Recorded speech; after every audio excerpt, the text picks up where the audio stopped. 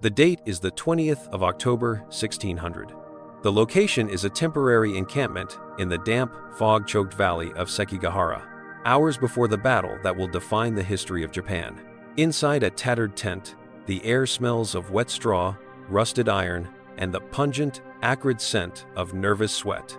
Here sits Kenji, a mid-ranking samurai who has survived a dozen skirmishes, but now faces a challenge that no blade can parry. He is sitting in the cross-legged Seiza position, his armor partially unlaced, staring at the flickering flame of a single oil lamp. His eyes are red-rimmed, burning with the granular irritation of exhaustion. He has not slept in 2 nights. His mind is a chaotic theater of tomorrow's violence. He visualizes the clash of spears, the thunder of arquebus fire, and the sensation of steel cutting through bone. He knows, with the desperate certainty of a professional killer, that if he does not sleep tonight, his reaction times will be slowed by a fraction of a second.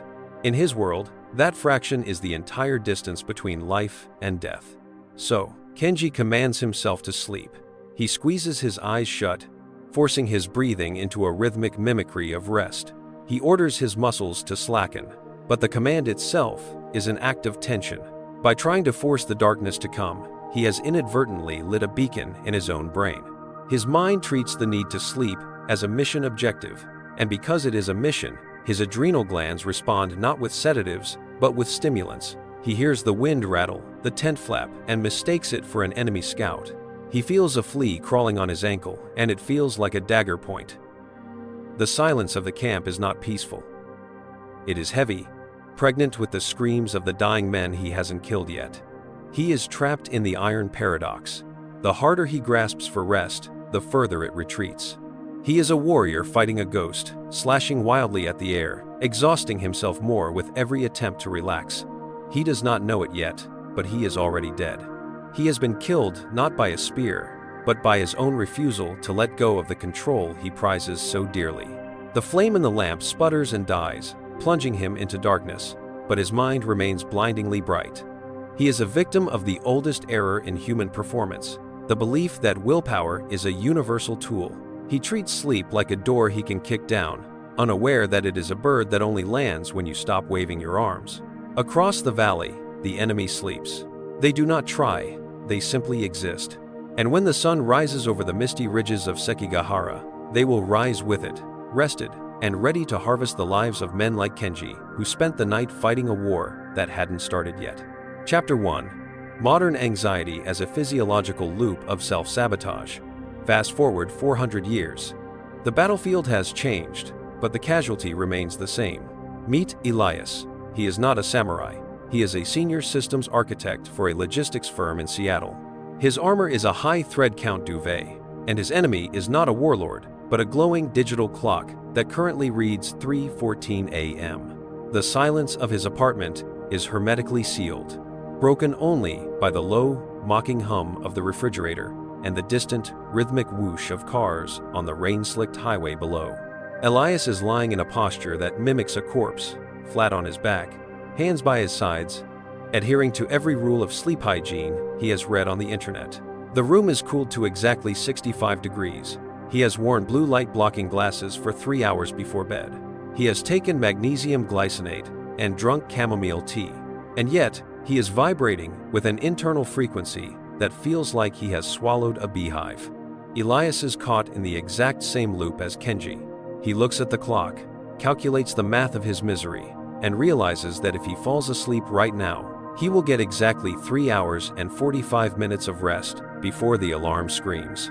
This calculation triggers a spike of cortisol, the stress hormone which hits his bloodstream like a shot of espresso. His heart rate, which was slowly dropping, hammers back up to 80 beats per minute. He feels the blood thumping in his ears against the pillow. His mind begins the interrogation. It replays a comment his boss made 3 days ago, dissecting the tone, the inflection, the pause before the word adequate. Then, it projects into the future, simulating the failure of tomorrow's presentation because he is too tired to think.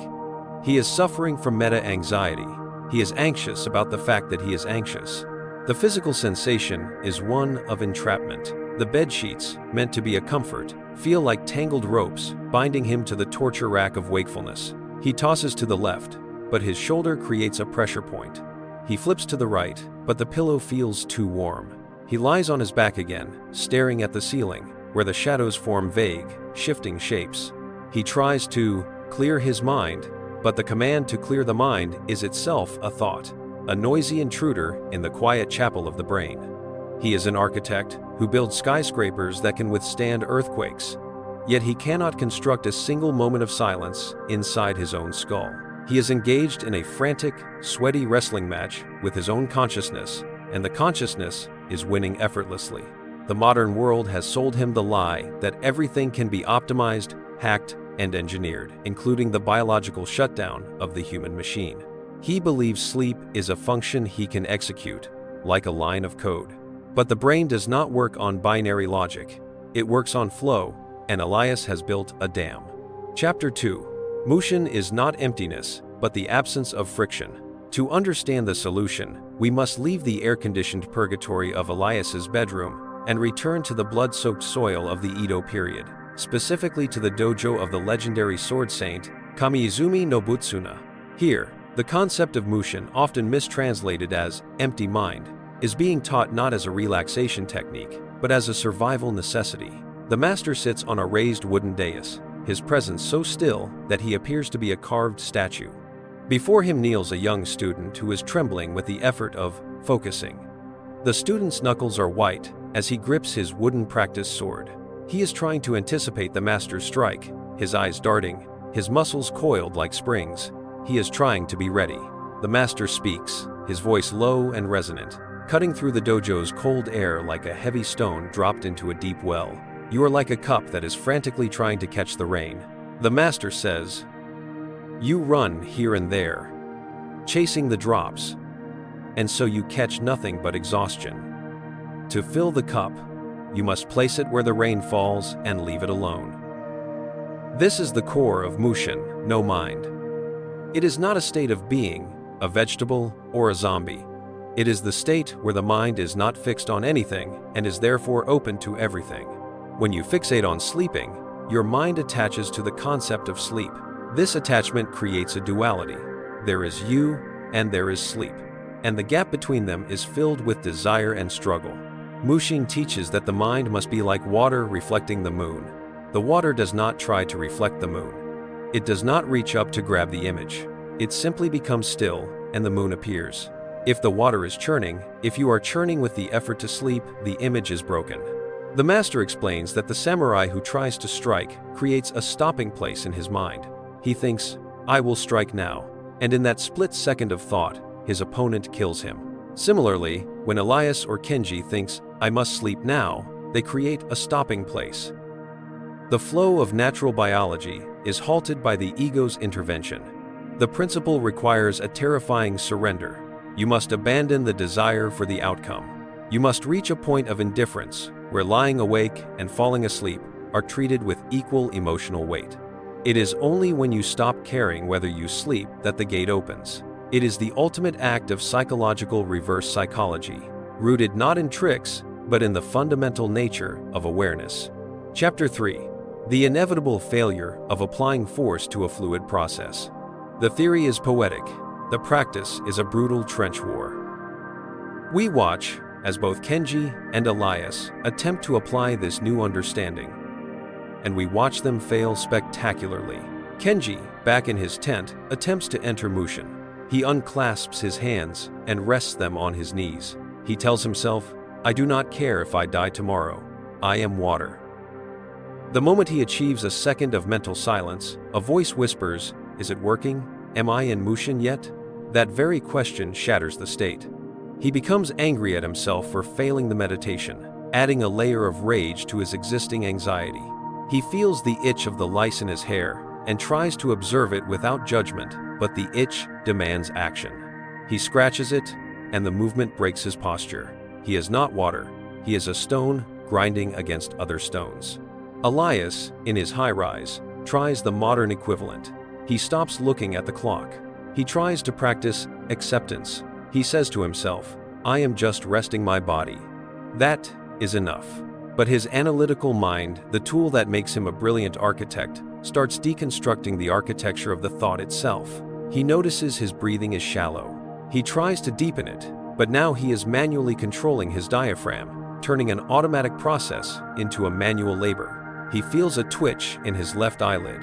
He wonders if it's a symptom of a magnesium deficiency.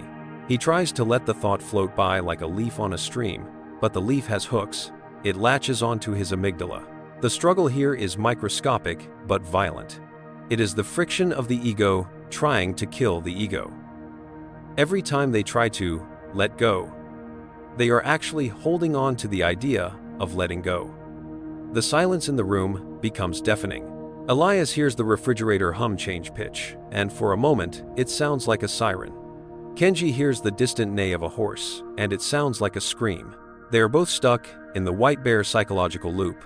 If you are told not to think of a white bear, you will think of nothing else. They are trying to not think about being awake, which ensures that wakefulness is the only reality they can perceive. The harder they wrestle the demon, the stronger the demon becomes, because the demon is fed by their attention. They are discovering that you cannot use the mind to fix the mind, just as you cannot use a hammer to fix a hammer.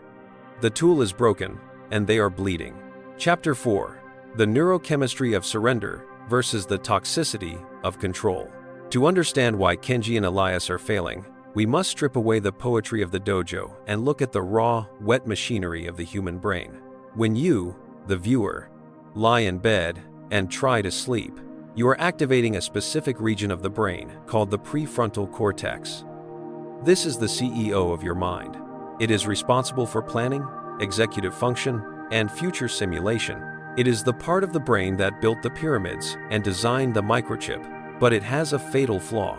It operates entirely on friction. To the prefrontal cortex, every problem is a nail, and thinking is the hammer. When you say, "I must sleep," the prefrontal cortex treats sleep as a project to be managed. It begins to monitor your progress. It checks the data. Are the eyes heavy? Is the breathing slow? No? Then we must try harder. This monitoring process triggers the locus coeruleus, a small, bluish cluster of neurons in the brainstem involved in physiological responses to stress and panic. It releases norepinephrine, the chemical cousin of adrenaline. This is the vigilance neurotransmitter.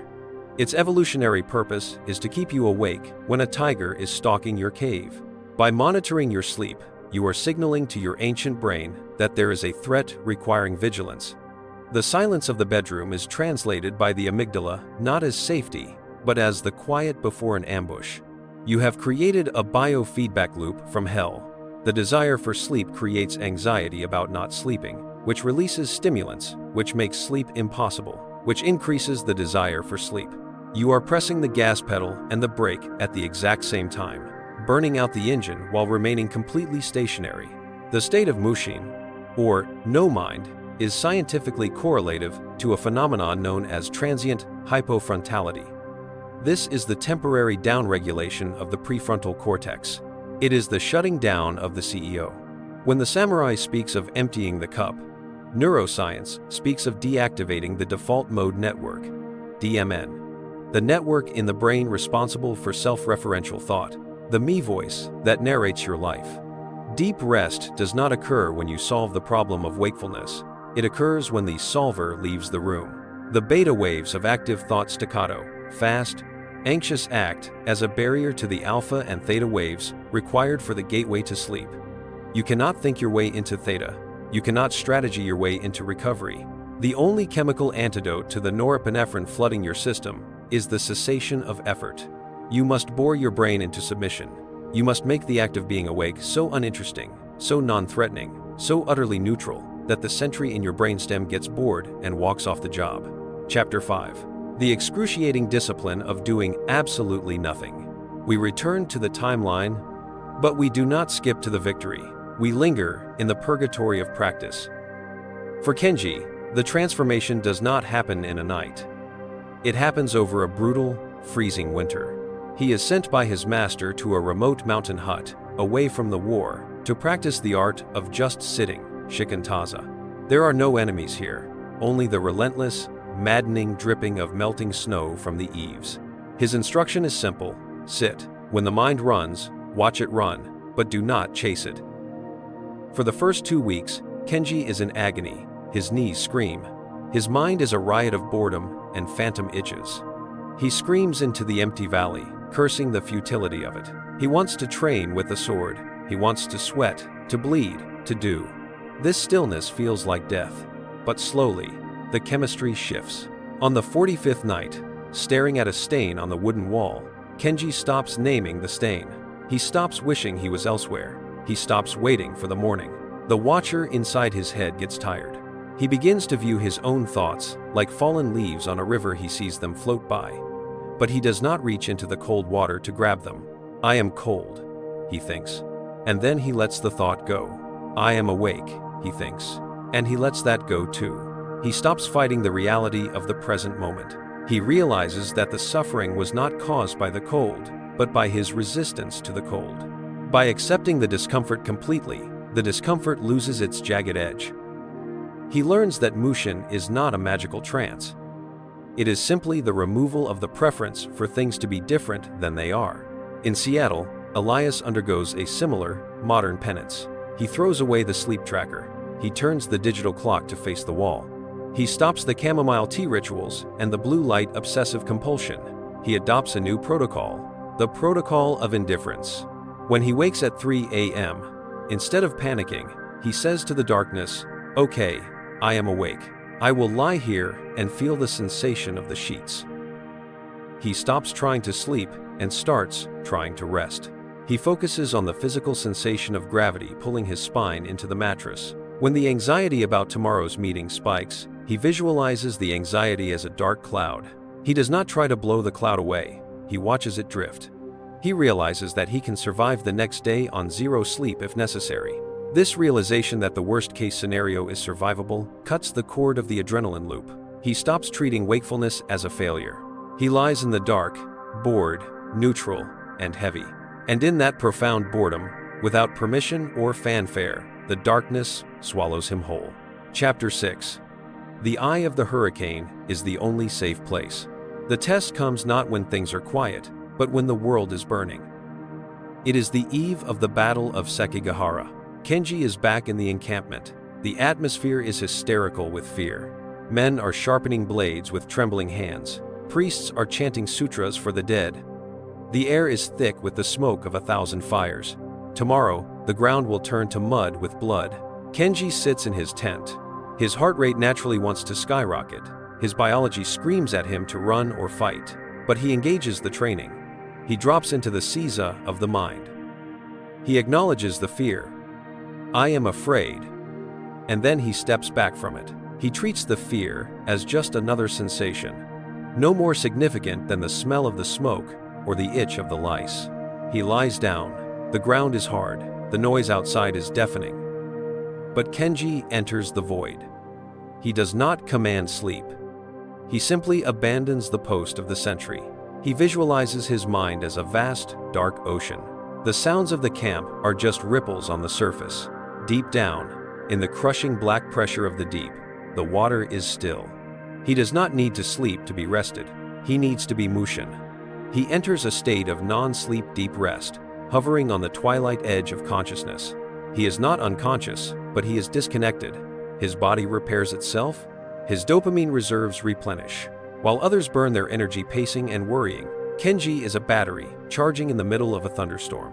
When the conch shell blows at dawn, signaling the charge, Kenji opens his eyes. He is not groggy. He is terrifyingly lucid. He moves with a liquid grace, his sword an extension of his calm, cutting through the panic of the battlefield like a scalpel. He survives, not because he is faster, but because he is rested in a world of exhausted men.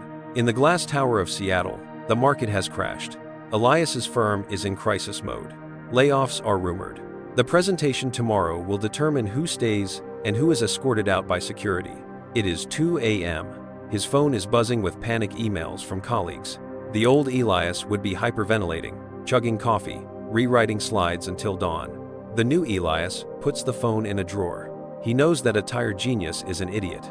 He lies on the floor of his living room, legs elevated on the couch, a modern adaptation of the samurai recovery pose. He closes his eyes. The panic rises, screaming, "Do something!" Elias answers with silence. He sinks into the floor. He accepts that he might be fired. He accepts that he might lose the apartment. By accepting the worst, he removes the teeth of the anxiety. He enters the void. He sleeps for 4 hours, but they are 4 hours of black, dreamless, restorative oblivion. He wakes up at 6 a.m. The world is still on fire, but he is fireproof. He walks into the boardroom with the stillness of a predator, his mind clear, his voice steady.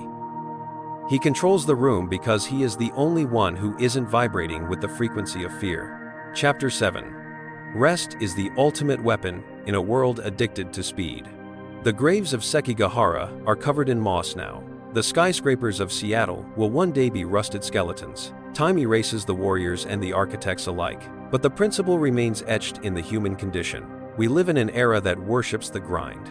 We are told to hustle while they sleep, to maximize every second, to treat our biology as an obstacle to be hacked. We have become a civilization of tired conquerors, swinging our swords at ghosts, exhausted by the war we wage against ourselves. The wisdom of the blade is paradoxical. The sharpest sword is the one that stays in the sheath until the exact moment it is needed. The strongest mind is the one that knows how to turn off. Mushin is not about becoming a monk. It is about reclaiming your sovereignty from the tyranny of your own thoughts. It is the understanding that you cannot force the sun to rise, and you cannot force the mind to sleep. You can only watch, wait, and breathe. So, tonight, when you lie in the dark and the demons of tomorrow come to whisper in your ear, do not fight them. Do not argue with them. Do not try to silence them. Just be the sky in which the storm clouds float. Be the water that reflects the moon. Stop trying to sleep. Start daring to rest. And in that terrifying, beautiful surrender, you will find the only peace that matters, the peace of the weapon that is finally, perfectly still.